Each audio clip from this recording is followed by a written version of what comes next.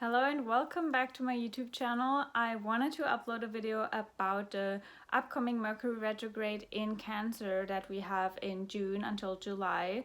And I think it's really important to look at this Mercury retrograde cycle in particular because we have 3 eclipses coming up, and I think the best way to prepare for these eclipses is to really work with this Mercury retrograde and understand the deeper meaning, especially the evolutionary meaning of this Mercury retrograde and why it's happening exactly at the time where everything else is retrograde and we have 3 eclipses. Are we cursed? No, there's actually a reason for that, and I want you to understand that reason so you can work with that energy and with that Mercury retrograde period. So if you want to understand more about that, then definitely stay tuned and have your chart handy.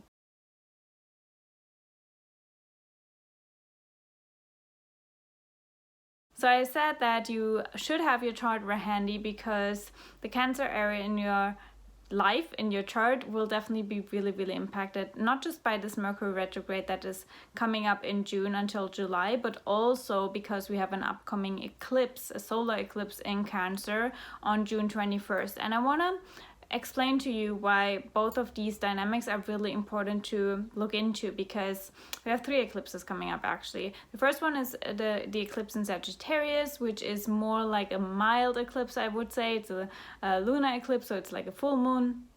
And then we have a solar eclipse, which is really potent on June 21st. And the solar eclipse basically means the sun, moon, and north node are all together in a really close conjunction actually, and that's what makes it really powerful, because both of our luminaries, sun and the moon, are together. They are highlighting an area, highlighting a topic, and it's at 0 degrees of Cancer, so they are really highlighting the topic of Cancer in your chart, but also in the collective, right? And because we had the North Node and the South Node in the North Node in Cancer, the South Node in Capricorn for the last couple of months, and had a lot of stuff to work through. This is like the final lesson that we are about to learn.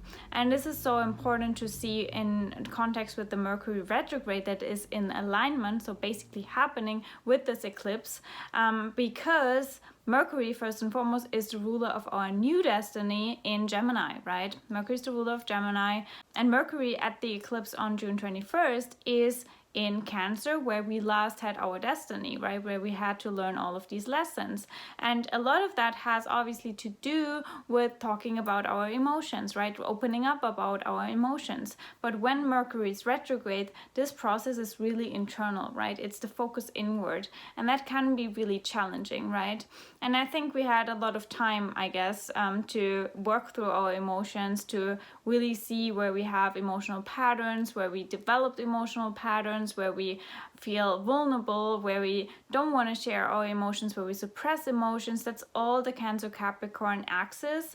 And now it's really up on us to ask ourselves why we even feel the need to suppress any emotion that we have, why we feel guilty of having emotions, why we label emotions as good or bad, because there's some sort of belief system attached to that. And that's why it's so magical to have, at the same time while this eclipse is happening and Mercury retrograde in Cancer, we have the Lunar Notes, right? Our collective destiny in Gemini and Sagittarius, South Node in Sagittarius. That basically means that we have to release old, outdated belief systems. And I see that in context with this eclipse, it's really the clear out of these belief systems that we've attached to our emotions, to our emotional world, relative to maybe even the feminine energy, and allowing ourselves to open up emotionally, sharing our emotions with the world, sharing our emotions with others, and basically labeling our emotions as good or bad in some sort of context, because we make them mean something about ourselves, right? And that's what keeps us hostage, what keeps us small, what keeps us in a box, so to speak. And also seeing where we have fear and understanding that this fear is also just attached to some sort of belief system, right? All of these things are really out there to be cleared right now, but it's really confronting and not easy at all, because with the eclipse on June 21st, but also with the eclipse that we have before on June 5th, we have a lot of squares in the chart, and that always means that we feel a lot of tension inside. We feel a lot of tension. We might not even be able to put our finger on what this tension is all about, right?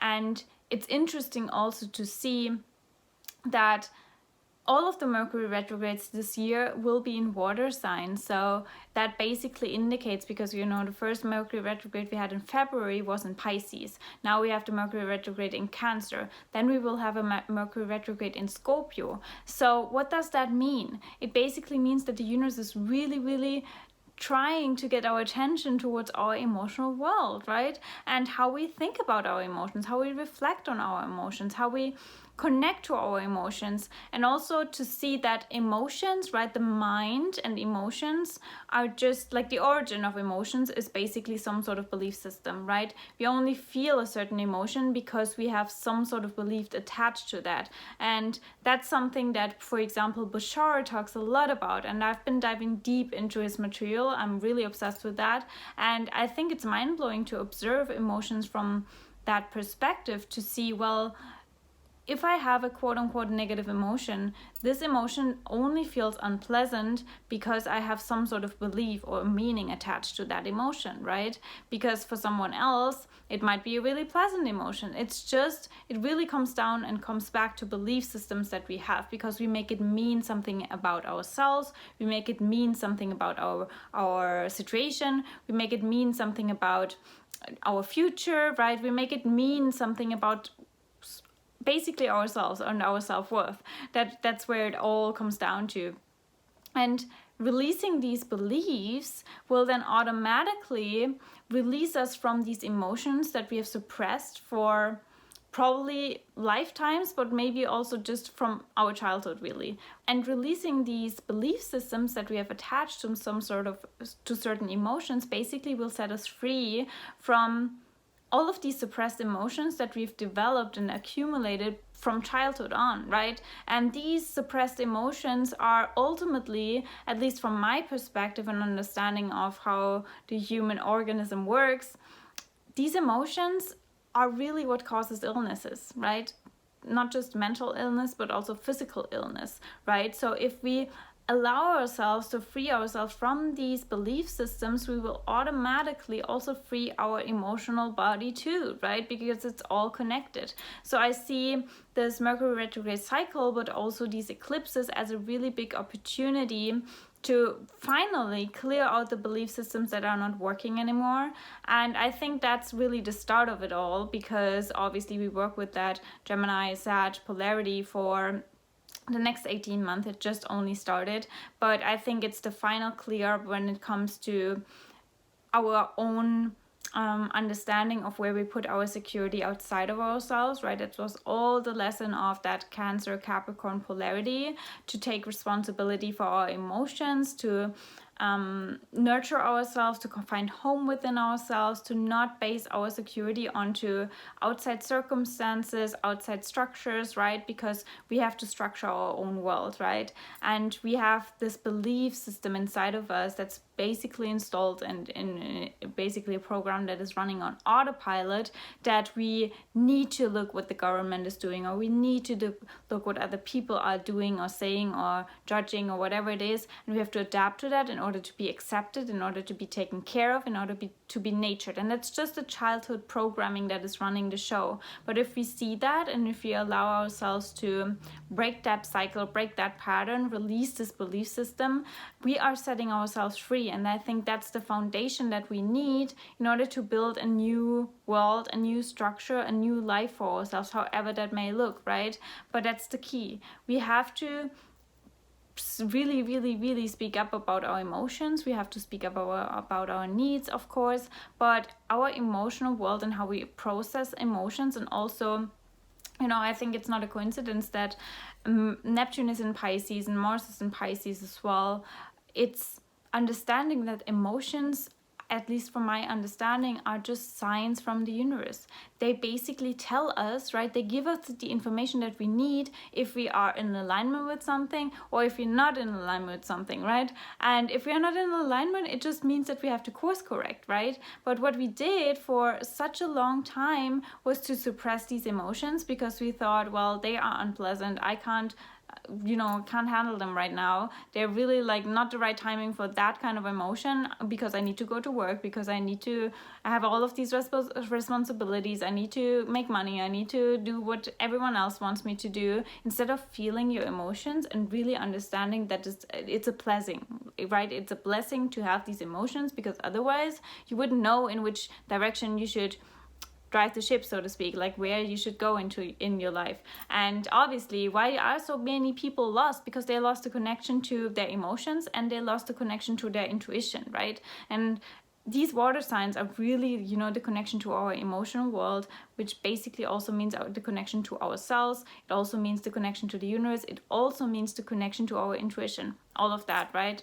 So in order to prepare for these big eclipses, I think it's really important to allow yourself, even right now, to reflect on your emotions more. Make that a daily practice. Make that the new normal, right? To observe your emotions without any judgment.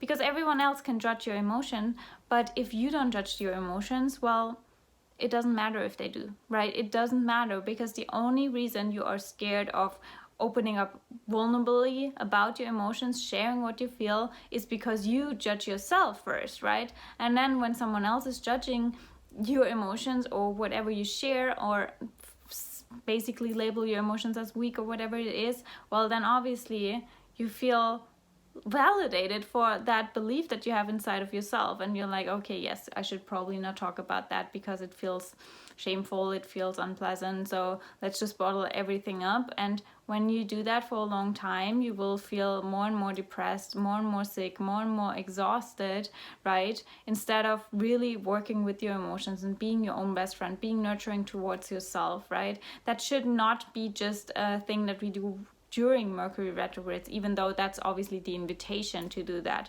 But Mercury retrograde also means that we have to do the communication in Mercury retrograde in Cancer, at least, when we talk about emotions, when we reflect on emotions, we have to make it we have to do it differently, basically. That's all the retrogrades are, doing it differently. Reflecting on how we did it before, what didn't work, and then we have to make it differently. So it's kind of like a Uranian energy, it's kind of like a Virgo energy, it's really reflective, analytical, like what did not work, what is not serving us, and how can we do it differently, right? How can we do it differently in order to live better? So it's an improving energy if we see it from the highest expression, I guess.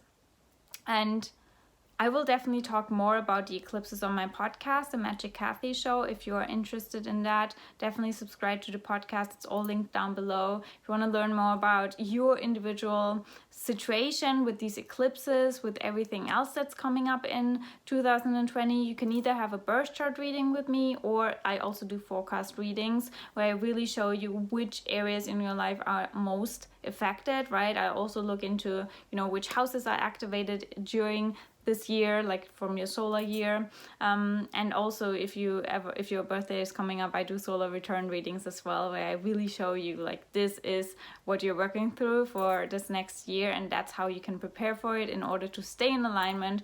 And if you are completely lost, I guess, if you really want to find your own magic, if you want to find your purpose, if you want to understand the cosmic blueprint that you have, the soul contract that you have with the universe, then you can also always reach out to me for a birth chart reading. I do them as well. So having all of that said, I wish you a lot of reflection, a lot of insights, a lot of nurturing, caring for yourself, and I hope that we all make it a new normal to reflect on our emotions in that way, without judgment, right? Releasing the judgment, just observing them, allowing them, and seeing them as gifts, because they are signs from the universe, right? They just want our attention. If it's quote-unquote good or bad, it's just attention, right? How can we get attention from the universe, right? With having that said, you can also see that whenever you feel an emotion, it's actually the universe taking care of you, so you can course correct, right? And I want you to really keep that in mind and in your heart, because it won't be an easy ride in June. We have a lot of stuff coming up, but I do my best to prepare for you on the podcast, on my Instagram, wherever you want to be supported or however you want to be supported. And I would definitely love to hear from you in the comments below, which area in your chart is most likely activated with all of this Cancer energy, what you've been working through the last couple of months. And yeah, if you feel called to share that, definitely share it down below in the comments, and I'm excited to have a chat around that to support you even further. And we will definitely see each other very soon, either on Instagram or on this YouTube channel. Stay calm, nurture yourself, and step in your magic.